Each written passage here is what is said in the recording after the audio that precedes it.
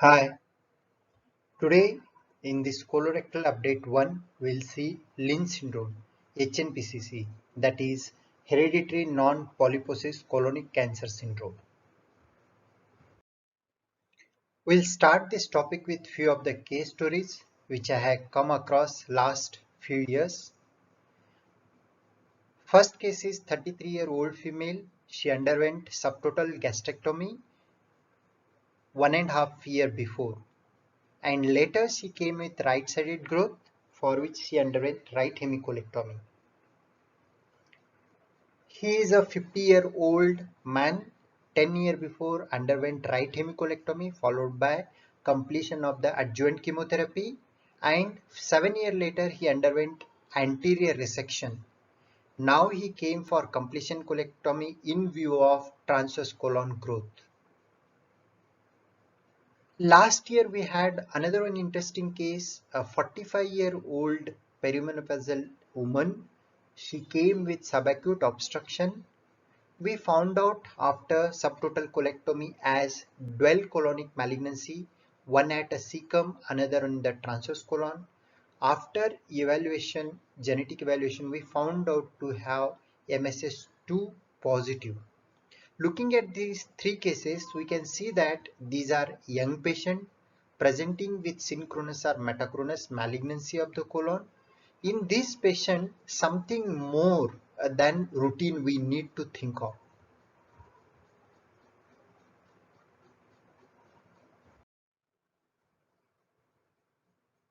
If we look at this slide carefully, in case of sporadic tumor, both the alleles are normal at birth. One will get mutated over 20 years of environmental exposure, and another will get mutated another 20 years of environmental exposure. That leads to formation of cancer in an age group of 50 to 60, which is common in case of sporadic cancer. But coming to hereditary cancer, one is mutated at birth, means first it has occurred at birth. Second mutation will occur over 20 years of the environmental exposure and leads to formation of cancer in early age group of 30 to 40. But as compared to this somatic sporadic mutation, the hereditary cancers are less in number. It's hardly fraction of 5 to 10% will be a hereditary cancer. But presence of one gene, one allele mutated at birth give opportunity to identify them. If we are identified the person is having mutation in particular gene, we can take action depending upon that. In case of FAP, we can do prophylactic surgeries. But in other hereditary cancer, we can have active screening to detect early stage cancer so that the devastating effect of advanced cancer can be avoided. History of HNPCC is quite interesting. HNPCC first recognized it as a hereditary syndrome by Dr. Wattin, and also she proposed that it is autosomal dominant inheritance based on her family history. She herself proposed she will die of cancer because she was studied her whole family story. After her death, Henry Lynch, who labeled this family as Family Z, and he described the predominant feature of the syndrome. For that reason, we know today this HNPCC as a Lynch syndrome. Lynch syndrome are autosomal dominant. 3 to 5% of all colorectal cancers are belongs to Lynch. If we take colorectal cancer diagnosed before the age of 50, it contributes around 10 to 20% of all cancers. It contributes around 15% of familial colorectal cancer. It mainly due to DNA mismatch repair gene, that is MMR mutation. During replication, a DNA mismatch will leads to formation of few of the tandem mono di trinucleotide sequence on the daughter DNA which are repaired by MMR. In absence of MMR or due to mutation of MMR, which will leads to HNPCC. It's mainly microsatellite unstable disease, that is MSI high. Detailed family history is a mainstay of diagnosis of Lynch syndrome. 20% of HNPCC are spontaneous germline mutation who does not have any family history. Type 1 Lynch mainly related to colorectal cancer only. A type 2 Lynch, it include both colorectal and associated other than colorectal malignancies also. 5 predominant features of HNPCC. Younger age of onset of the cancer, its mean age is 44. More of proximal distribution, 70% are on the right side of the colon. So screening of HNPCC should be done with colonoscope. Most common histological types is mucinous poorly differentiated Cygnus cell type. Most number of the HNPCC present either synchronous or metachronous cancers. Despite of all poor prognostic indicator, these tumor relatively having good outcome after surgery as compared to same stage of sporadic cancer. Testing for Lynch syndrome should be based on either revised Amsterdam criteria or Bethesda guideline. Both are mainly to select the patient at a risk, which can guide for MSI testing. Revised Amsterdam criteria must include all the criteria. 3 or more relative with HNPCC associated cancers in the family.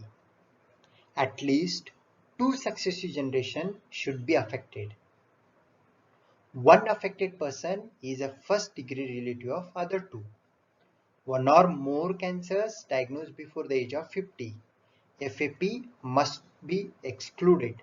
So easy to remember is 3 to 1 50F formula. 3 or more relative, 2 successive generation, 1 is first degree relative of other 2, 50 before the 50-year age, and FAP exclusion. Revised Amsterdam is nothing but same as Amsterdam except it is associated with both colonic and extracolonic lesion. Extracolonic cancers are GIT related, either colorectum, stomach, small bowel and pancreas. Genitourinary tract related, either ureter or renal pelvis cancers. Gynecological related, either endometrial or ovarian cancer. CNS related, brain tumors. Dermatological related, skin tumors. Bethesda criteria, Amsterdam criteria, or one of the following. Adenomas diagnosed before the age of 40 years. Right-sided colon cancer, undifferentiated or Cygnus cell before the age of 45.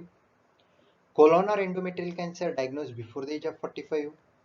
2 HNPCC associated cancer in one patient, synchronous or metachronous. Colon cancer with first degree relative of HNPCC associated cancer and or colonic adenomas. There are 5 different genes are involved in HNPCC. Most common is MLH1 that accounts for 39%, MSS2 34%, MSS6 20%, PMS2 8%, and deletion of IPCAM is 3%. So most common is MLH1 and MSS2. Least common is IPCAM or PMS2. MLH1 and MSS2 accounts for more than 90% of HNPCC. MSS6 is raised in endometrial cancer. In familial G, they found to have MSS2 is responsible gene. Mutation of IPCAM or TACSTD1 is upstream of MSS2, which makes silencing or disruption of MSS2 expression can lead to a feature of Lynch syndrome further. If you see this slide, the FAP accelerate the tumor initiation part and HNPCC responsible acceleration of tumor progression. Microsatellite instability. DNA microsatellites are tandem sequence of mono, di, trinucleotide repeats susceptible for replication error when MMR function is impaired.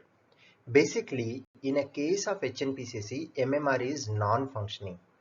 MMR work is to repair the replication error which are normally happening during the DNA replication. Mother DNA replicate and code over the daughter DNA. During this process, few of the errors will happen which are checked and corrected by MMR gene. If MMR gene is mutated or deficient, these errors are not getting corrected. Because of that, it leads to formation of mono, di, trinucleotide repeat. Those are the microsatellites. So, a patient of HNPCC will have MMR deficient or mutation, which leads to formation of n number of MSI. So, patient will have MSI high. MSI testing done based on the PCR. It's assess standard panel of typical microsatellite marker in a paired tumor and normal.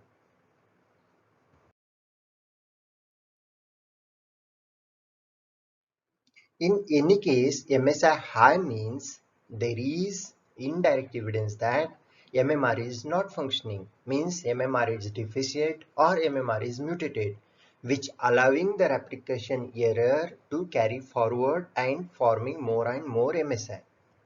If we have done the testing and we found out that there is instability is more than 30%, which is MSI high. If less than 30%, MSI low.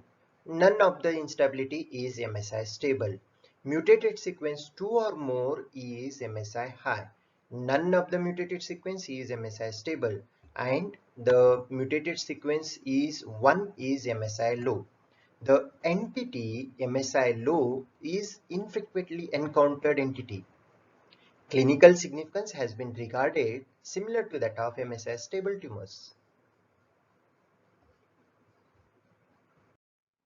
MSI testing based on PCR and MMR testing based on IHC. IHC determine mismatch repair gene is proficient or deficient in a given tissue or tumor. MMR protein is a product function as a dimer.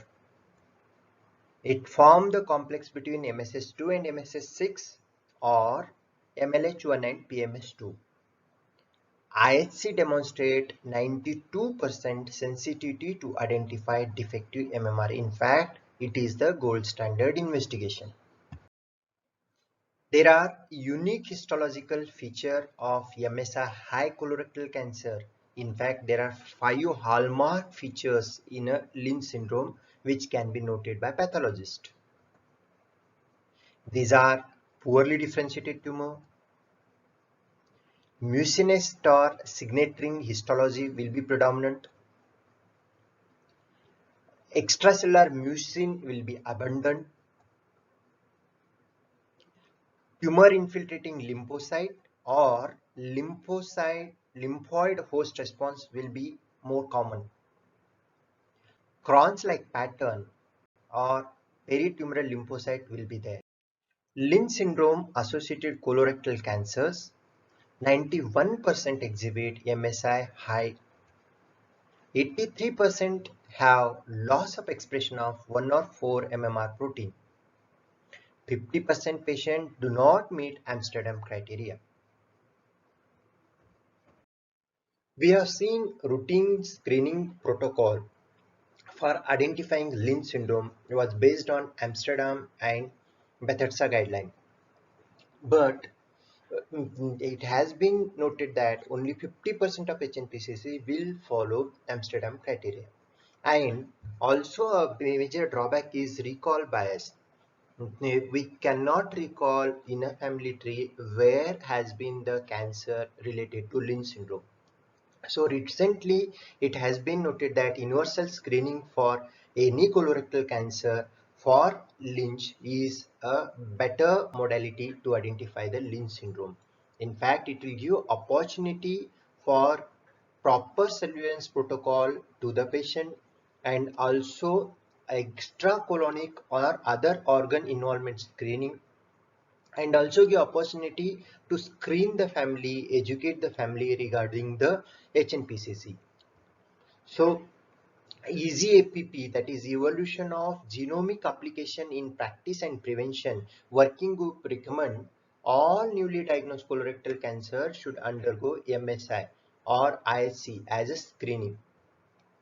NCCN recommend universal screening if patient have colorectal cancer less than 70 age. More than 70 age, those who meet Bethesda guidelines should be screened for HNPCC or Lynch syndrome by MSI or IHC. Ideally, this screening should be done whenever we suspect preoperatively so that it will guide us proper surgical management. If we take our case, which I explained at the initial slides, third case was 45-year-old female. She had a subacute obstruction. If suppose it was not subacute obstruction, she had a family history. Grandparent had a Z junction tumor, and also first generation relative had some gynecological tumor. In those cases, if you have done MSI or IHC preoperatively, our surgical plan would be the total colectomy, along with she was perimenopausal age lady. TLH BSO was the option. As we are unaware of this scenario preoperatively, and also we are having a patient of subacute obstruction, we have done subtotal colectomy. As compared to other protein, loss of MLH1 per se doesn't mean that case is HNPCC. We need to further do testing to rule out BRAF mutation or methylation of MLH1 gene promoter. Presence of BRAF mutation or methylation of MLH1 from the tumor tissue help to eliminate the diagnosis of Lynch syndrome.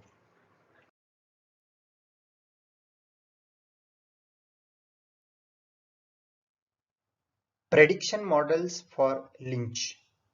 The patient without personal history of colorectal cancer, or there is no tumor tissue available but family history suggestive of Lynch syndrome. In those cases, PREM1 model or MMR Pro models are there which predict the Lynch syndrome in their family. In next presentation of colorectal update 2, we'll see further regarding HNPCC, colorectal cancer associated with HNPCC, extracolonic malignancy, surveillance, screening protocol, and also few of the specific medication which are meant for HNPCC tumor. Thank you for watching this presentation regarding HNPCC. These presentation will be very helpful for any surgeon, colorectal surgeon, GI surgeon to get updated about the HNPCC. This will be more useful for the candidate who are preparing for specialty, super specialty, NEET exams. And I would request to share this presentation anyone who can get benefited from this, and also request to subscribe my channel so that you will get more of colorectal updates regarding similar kind of topics. Thank you for watching.